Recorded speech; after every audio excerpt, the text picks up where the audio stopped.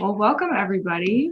Thank you so much for being here this morning as we celebrate the entry into effect of the Treaty on the Prohibition of Nuclear Weapons.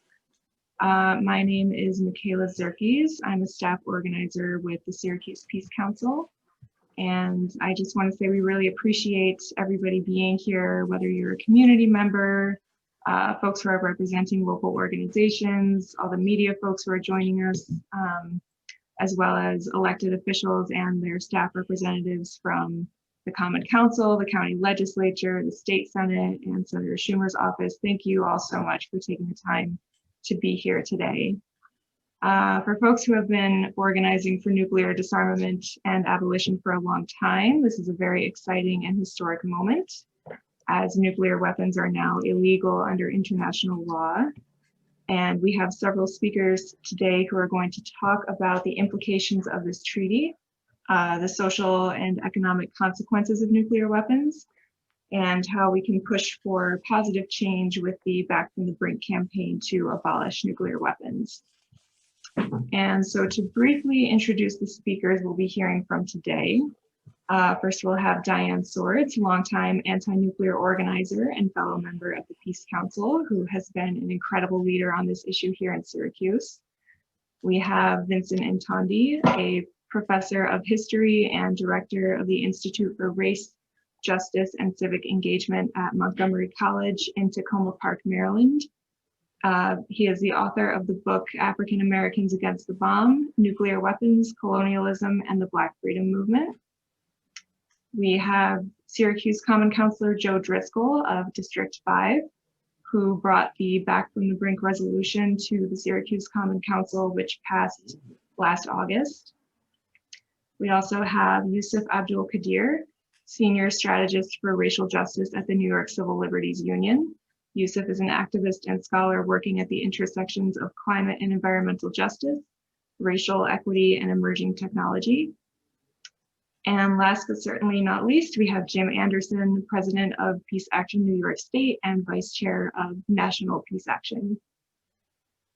And so with that, I will hand it off to Diane Swords to get us started. And Diane, you have to unmute. Thank you so much, Michaela. Today, as we celebrate the entry into force of the treaty to prohibit nuclear weapons, we're marking a huge victory that many, many people have been involved in, including many people here on this call. But it started long ago, almost 75 years ago, with the Hibakusha, the A-bomb survivors. It's also a huge victory that the non-nuclear states are saying, we are fed up. We're not going to wait for the nuclear nations to fulfill their NPT obligations.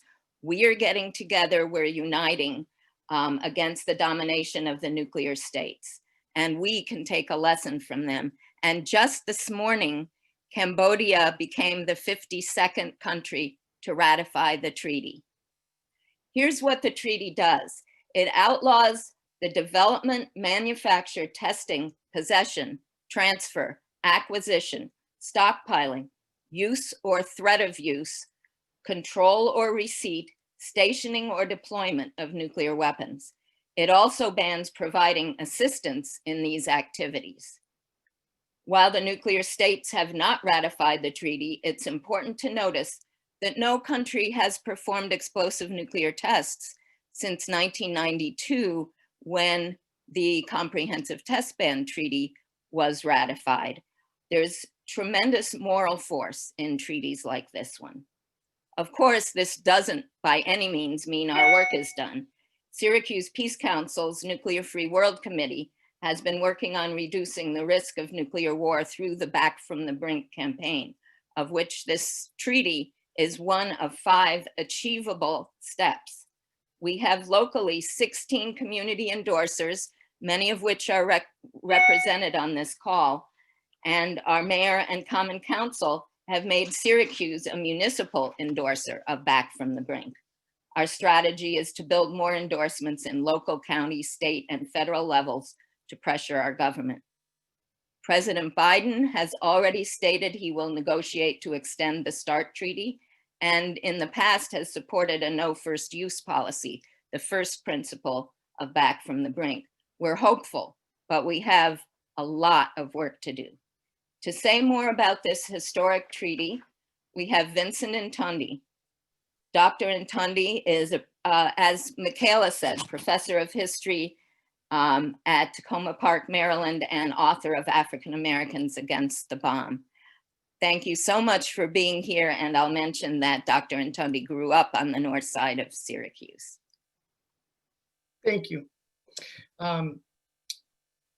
It's been one heck of a week.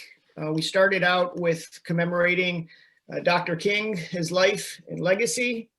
We went from having the inauguration with the new president, where, as Diane mentioned, the new president has already offered to extend the New START treaty. And now we have today, where the unthinkable has happened in many ways. And I can't think of a better place than to be talking about this and celebrating this than Syracuse, New York.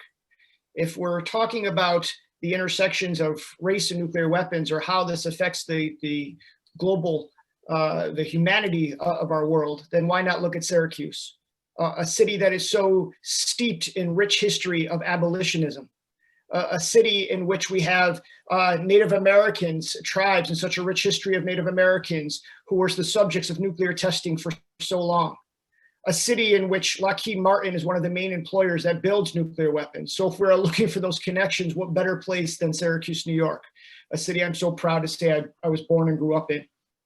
And since 1945, when the first atomic bombs were dropped on Hiroshima and Nagasaki and a people of color, we can see the intersections of race and nuclear weapons and who this affects. When we look at nuclear testing from not just Native Americans, but uranium mining in the Congo and in Africa, when we look at the French Polynesia and Australian Aborigines, Kazakhstan, the Marshall Islands, repeatedly it is people of color who are victimized with nuclear testing. When we look at who we have threatened to use nuclear weapons on, from using them in Japan, but then also in the Middle East, threatening to use them on Vietnam and Korea, consistently with the people of color. When we look at where the money could be better spent in our impoverished communities versus spending trillions of dollars on nuclear weapons. So over and over again, we see these connections.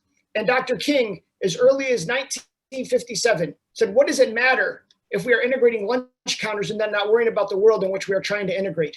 What does it matter if we achieve all of this social justice and racial equity if we are all dead from nuclear war?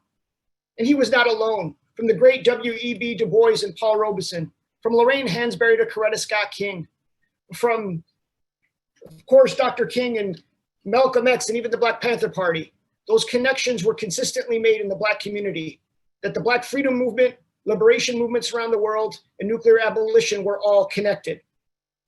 And so today is an amazing day. I have already spoken with a number of Hibakusha, a number of atomic bomb survivors that I have gotten to know over the years from all my trips to Japan. And they never thought this day would be possible. And who did so much of the heavy lifting on this? Not just organizers around the world, but it's the global South. It is countries in Africa and Latin America that stepped up and said, no, no more. We're not going to allow this to happen. And to act as if their voices don't count is ridiculous. The global dynamics of the world are changing. And so we need to recognize what they are doing. And again, looking at what Cambodia just did this morning, and they're leading by the example. And so we celebrate today and we organize tomorrow. But let me just end by saying that today, on this day, with this treaty now going into force, the moral arc of the universe has indeed bended just a little bit more towards justice. Thank you. Thank you so much, Vincent, for that and for uplifting the legacy of Dr. King and the experiences of Hibakusha and Indigenous people around the world who have been affected. I now want to pass it to Syracuse Common Councilor Joe Driscoll. Thank you, Michaela. Appreciate it. So I'm just so honored. That was amazing words from Dr. Intundi. Thank you so much for that. I'm honored to support this effort, this community of activists who have been tenaciously keeping this conversation moving forward for so long.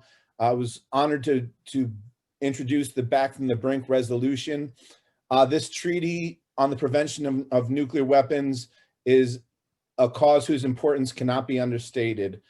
Nuclear proliferation, like so many other issues like climate change, they remain a persistent threat to the very survival of the human species, whether or not it happens to be a popular topic of discussion at the time. So I really want to applaud all those who have kept us at the forefront, you know, and been tenacious. The threat of nuclear disaster is no less now than it was when it was a hot button issue in the 60s or in the 80s. In fact, the Bulletin of Atomic Scientists recently issued their starkest warning ever, placing the world 100 seconds from doomsday. That's the closest it's been since the start of the Cold War. The world powers are upgrading their nuclear arsenals, and President Trump's casual threats of nuclear war proclaimed via Twitter, threatening to rain down fire and fury on North Korea, brought us all much closer to a nuclear catastrophe than many of us know. We recently had a president who could not be trusted to responsibly use Twitter or Facebook, yet still had the ability to launch nuclear weapons. It's clear that this petition is, this treaty is necessary, and we have to rethink our policies on how we deal with nuclear weapons. Beyond the more apparent and obvious concerns about acts of aggression or unstable leaders, we also have to consider the far more likely possibility of a false alarm or an accidental launch. This was something I brought up when we introduced the resolution. I'd mention it again that in 1962, as tensions were their highest during the Cuban Missile Crisis, a guard spotted a figure climbing over the fence at a base in Duluth where the nuclear weapons were kept and launched. He rang the alarm. They believed the Russians were storming, and preparations were made for a nuclear assault. It turned out that that Russian storming the fence was actually a black bear. Luckily, they pulled back in time, but it just goes to illustrate how dangerous these weapons are, and how, you know, a simple mistake could lead us to, you know, catastrophe beyond our comprehension. So should these discussions of peace seem pie in the sky, I'd point to the work of William J. Perry, the former Secretary of Defense for the U.S., his years of advocacy to step up and take action, calling on world leaders. Few know the realities of this issue better than him, and few have been more passionate about the need for the treaty on the prevention of nuclear weapons. But the truth is, this treaty should not be necessary. 50 years ago, the Nuclear Non-Proliferation Treaty, nuclear powers committed to pursue negotiations to end the nuclear arms race. We've spoken on the need to take action for 50 years. And now with this treaty, we finally have another huge move forward, as the doctor said, another bend in the arc towards justice. We demand action from all our leaders. These are turbulent times. I've been spending a lot of my time looking at another time when America was divided and tensions were extreme during the 60s, and the conversations that were had back then. The urgency of the situation hasn't changed. If anything, it feels more urgent now, and so must our response. I'll just close with the words that most resonated with me on this topic when I was young, reading President Kennedy and hearing his comments on this subject. Mankind must put an end to war, or surely war will put an end to mankind. For in the final analysis, our most basic common link is that we all inhabit this small planet, we all breathe the same air, and we all cherish our children's future. We are all mortal. So with that, I just want to say thanks to all the advocates, again, all the people who've pushed this forward. It was my honor to introduce the resolution and being part of the movement. And thanks to all the speakers today, and I appreciate everyone for all their work on this. Thank you so much, Joe, and thank you again for taking the lead on that resolution in the Common Council. I now want to pass it to Yusuf Abdul Qadir, Senior Strategist for Racial Justice at the New York Civil Liberties Union. Thank you very much. You know, I don't know how to follow David and the good doctor and Tunde after what they said was so both pertinent, prescient, as well as explicit about the challenge with which we are facing in this moment. And I think it's important that I acknowledge that I'm here speaking in my personal capacity, but as a person who has spent a number of years involved in international affairs both the doctor and the counselor spoke to the issues around the racial inequity and the challenges that we find that we continue to invest in a war economy and not enough into communities. And it is not something that is far off and distant. It is something that is very much at home in Syracuse. We continue to identify opportunities to develop our economy locally by investing in the war economy that kills people abroad. And so the relationships between racial equity, these nuclear issues that we're finding ourselves wanting to fight against, and the way that they enmesh themselves into our local economy have to be disentangled. I want to uplift the advocates here and around the world who are advocating to make sure that we can have a different future. I don't have any quotes from individuals or great history lessons that I think have really been important to make the point. But I have had a little bit of experience engaging in the Iran nuclear deal's kind of rollout and trying to gain congressional support for the nuclear deal. And what we saw with the last administration was a retreat from that. And what we're seeing now are that there are more countries that are closer to having a nuclear weapon, closer to imminent death, closer to global destruction than there have ever been. And we have an opportunity to begin to take a shift in where we want to align ourselves.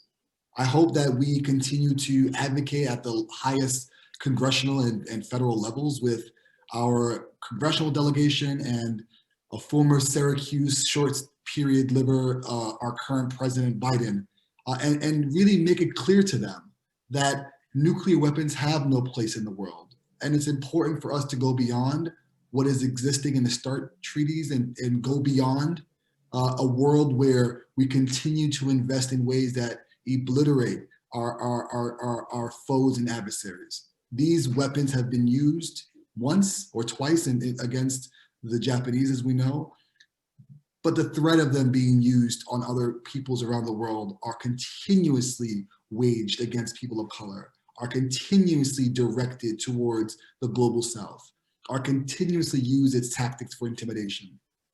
And I would just say in ending, they should have known that the black bear that was coming over the fence wasn't a person because of the Russians, because of course the Russians have a brown bear. And so I want us to acknowledge that it's really important for us to continue to push for these issues, to continue to ensure that that nuclear proliferation is not just a vision that we continue to aspire to, but becomes a reality. And I want to thank the advocates and those who are here today, making sure that we build that future for tomorrow. Thank you so much for that, Yusuf. So I want to now pass it on to Jim Anderson, President of Peace Action New York State and Vice Chair of National Peace Action. All right, thank you, Michaela, and welcome to all. And Yusuf, Joe, Vincent, Diane, and everyone else, I'm really pleased to be here. And I got the easiest task, but may be hard for you because it's a serious one. It's a call to action. Everything that you've heard so far, it has been talking about the absence of peace. And in order to achieve peace, we have to have this in our minds and in our behavior. And so here's what I want to say as we move towards concluding this. Our job in the call to action is for each of you in witnessing this moment is to begin to think about organizations to which you can begin to engage or would be willing to engage or link to the Syracuse Peace Council that we might present this issue and begin to connect the dots. Now, before you think about there's no connection, let me give you a couple of drops on some of the education that needs to be done. You just heard Yusuf speak of not knowing a lot on it. Well, all of us know that. And in fact, I would say many of us, for some of us, when it came to this issue, we thought it was over our head. The reality that we have skin in the game requires us, as I say, to take action. You start by education, self-education and community education.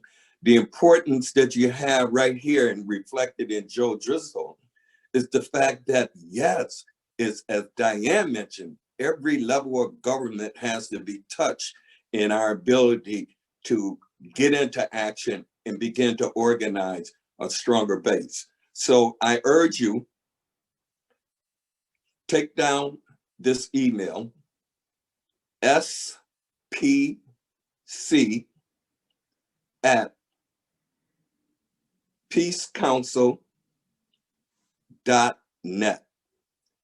That's Peace Council, one word, .net.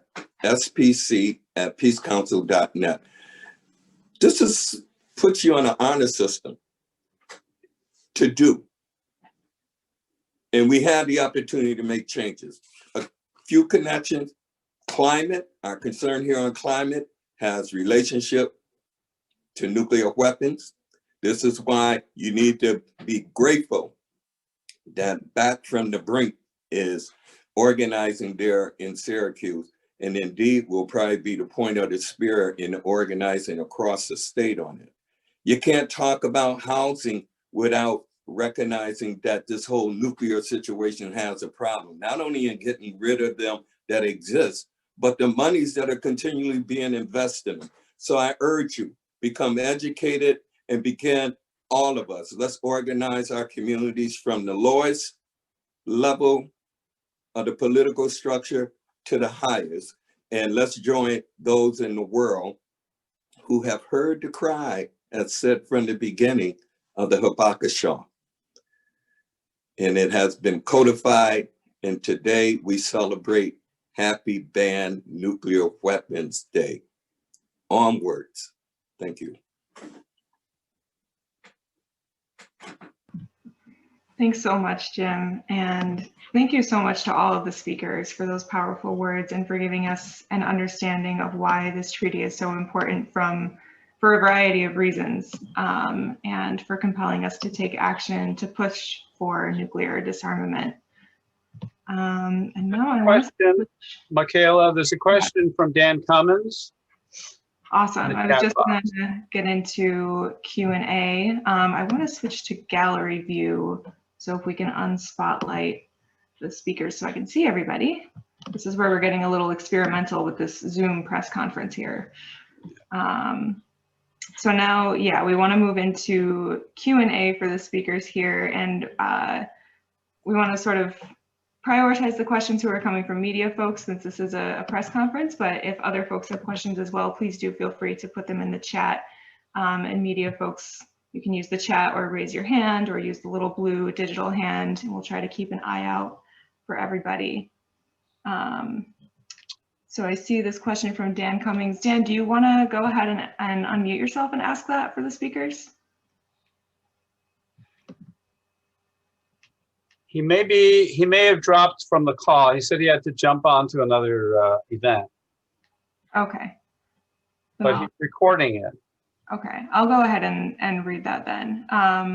What right now, Dan asks, what right now we are asking specifically of the Biden administration? It's a good first step with seeking the 5-year extension of the New START treaty with Russia, but what now?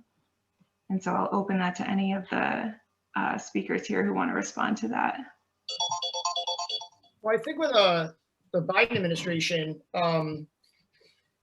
there's different ways to handle it. So we see the New START treaty, and then we have to figure out what is going to be the next step. Is it no first use? There's a lot of talk about really getting rid of this idea that one person has the sole authority to launch nuclear weapons. As we saw with Trump, that really was a raised awareness on that. And the fear is that we may now kind of exhale or become complacent because somehow there's more trust in Biden. And the reality is not any one person, right, in the world should be able to end life on the planet. So how do we handle that? And I think if we're looking for, in some ways, a model of how do we handle this, we can look at the LGBTQ community under President Obama. because what they did was they were his champion when he did things that were welcomed, but they also always kept pressure on him. So it was, let's rescind, don't ask, don't tell. That's great, but we're not satisfied. Now we want to make sure that there are other discriminatory policies that are erased. And once those were gone, great. Now we want marriage equality. And they just kept pushing and pushing.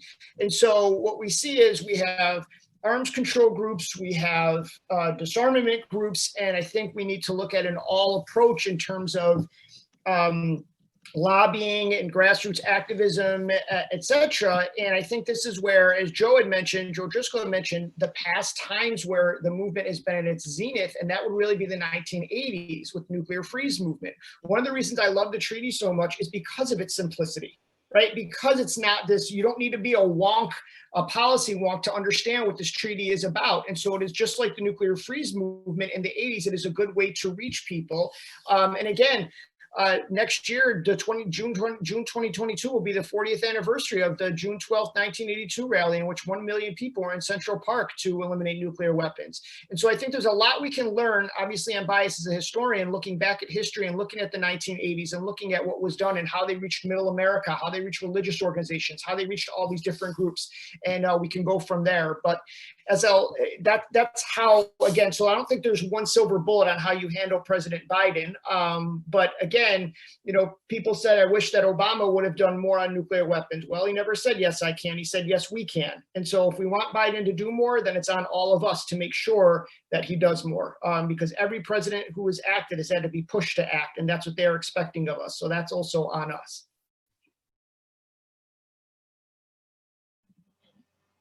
Awesome. Yeah, thank you for that, Vincent. I do see, I'm watching for hands, but I also do see a question from Bonnie in the chat.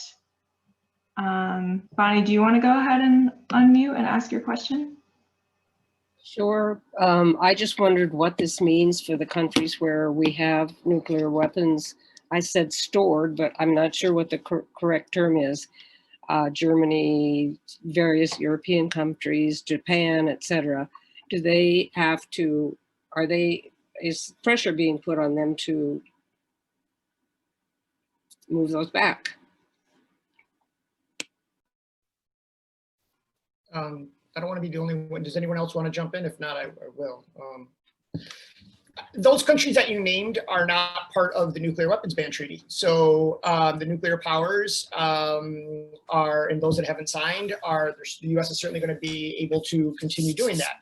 But what this does do, and where it comes back to your question, is those countries that have ratified, that have signed on to this, it is not just that they will not produce and will not test and will not use nuclear weapons. It is that you will not be able to then put those weapons in those countries. You will not be able to, as far as even who they're spending money and what companies they are using and all of these types of things. So it is all encompassing and holds those countries into account that have signed on to this, right? So the US will not be able to transport nuclear weapons through those nations, or if they wanted to put a base in those nations, they will not be able to do that either. So, one of the things with the nuclear powers, again, aren't privy to this, and the US was boycotting this, and the US was pushing other countries not to get involved.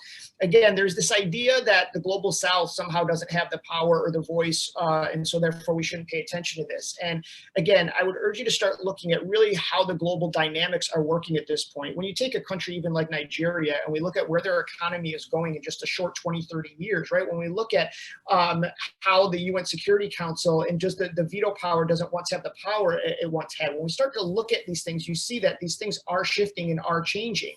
And it is also just just stunning to see that, the reports coming out of the news today with vaccines on COVID and how African nations and Latin American nations are so hurting and are going to be so, because of kind of COVID nationalism, so left behind, so many deaths in these countries. And yet they're the ones leading the fight for all of humanity to make sure that we don't die from nuclear war. So we should take note of that. But I hope that answers your question as far as Germany and some of the other nuclear powers. Michaela, I might add one thing to that. Thank you. That was really important. And the one other thing I was thinking about is that those nations that I think some of the NATO nations actually have major peace movements. And I think that there are possibilities for pressure on those countries now that we have this treaty that they can use as a moral compass to pressure their governments. So I'm hoping that that will happen, and we've seen things like that in the past. So that's just one small thing I would add.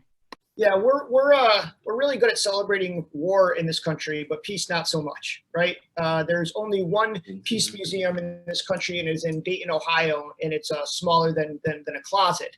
And when you look, there is nowhere in this country.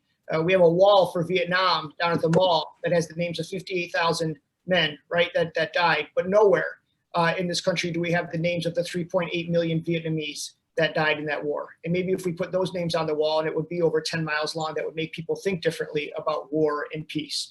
All the times I'm in Japan, there is such a feeling of never again. There is such a feeling of peace in these museums and dealing with nuclear weapons. And yet here, even dating back to 1995, we had the controversy with the Enola Gay because so many didn't want to even raise the idea of thinking critically about our decision to use nuclear weapons. And so really working on promoting peace in this country, which is somehow looked at as weak, which is ridiculous, is something we should also focus on, and obviously plays a role in this. Definitely.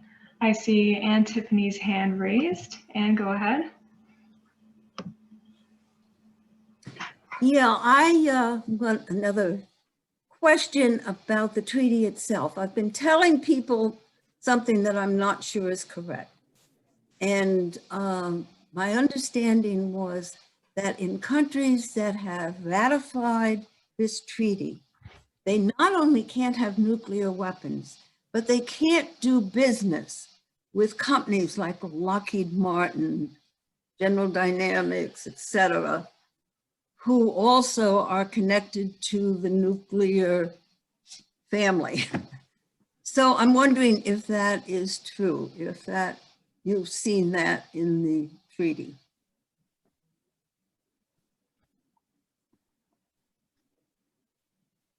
Well, Diane mentioned in the beginning when she was speaking about, yes, part of that, they not supposed to be doing that, but how to put that into enforcement. And I also think all of those things have to be worked out. But I think it shines a light on something else. It shines a light on, okay, what they should be doing there. But I think the light needs to be back on us here in the country where we're at. That the U.S. is the main, the large instigator in some of this. And even while the attempts to get the sign-ons were going on, of course, the U.S. was pushing up on countries trying not to get them to not sign on. And this show of resistance of the nuclear weapon states is, while it's threatening in some ways, is a mirage trying to intimidate people from acting. The Habakashans, who I love dearly and appreciate the example that they set. They got no weapons for engaging in fighting.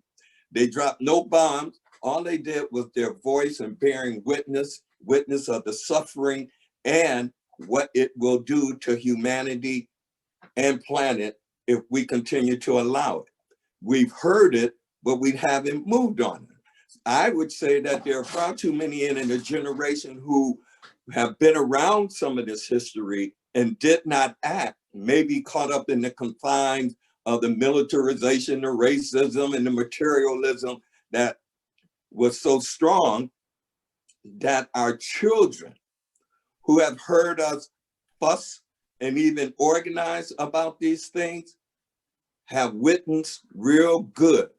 And as they've connected to their own future, having a planet, they are rising up and causing us to have to rise up, but we need to rise up much stronger.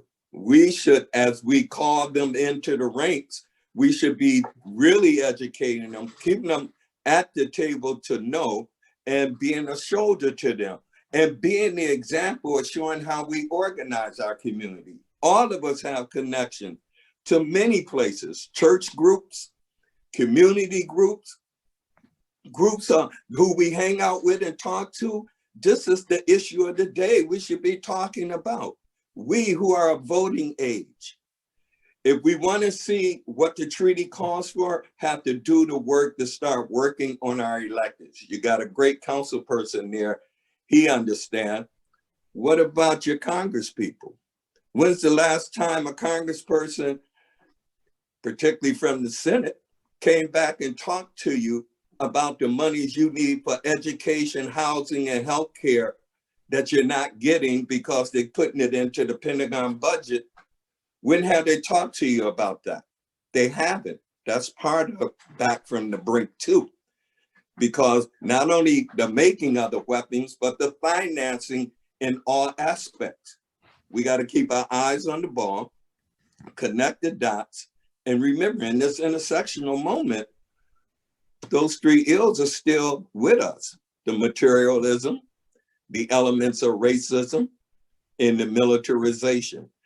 I want to say one last comment on it. I know I may not answer your question right on, but I wanted to give a view. You know, housing is an important thing. We're all talking about all across the nation about gentrification of our communities.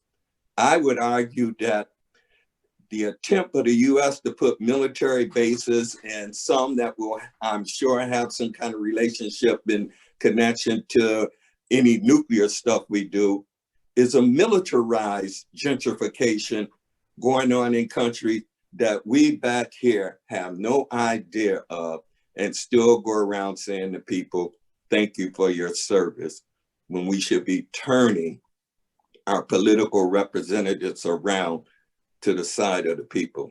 That's my answer. If it wasn't sufficient, I'm sorry. So we're kind of coming up on time here, and I want to respect the amount of time that everybody was kind of giving for this today. So we'll squeeze in one more question from Wendy Yost to put in the chat. Wendy asks, how can we focus more attention on the local needs that could be addressed with $1.3 trillion on replacing our nuclear weapons arsenal? And I don't want to put you on the spot, Joe, but I think this might be a good question for you as a common counselor, if you feel like you have an answer for that. Sorry, can you repeat the question? What was it from Wendy? How can we focus more attention on the local needs that could be addressed with $1.3 trillion on replacing our nuclear weapons arsenal? So how do we raise the awareness on that issue? Is that the question? I think, Wendy, is that what you Or kind of meant by that? on the local needs, how do we bring attention to the local needs? Right, that I wrote my question not very well, but there's a heck of a lot of money going toward, plan to go toward replacing our entire nuclear weapons arsenals. And obviously there are a lot of local needs that are going unaddressed. So Yeah. I'm just wondering how we can shift, how we can raise awareness, how we can lobby for that. Whatever your thoughts are on that. Thank you.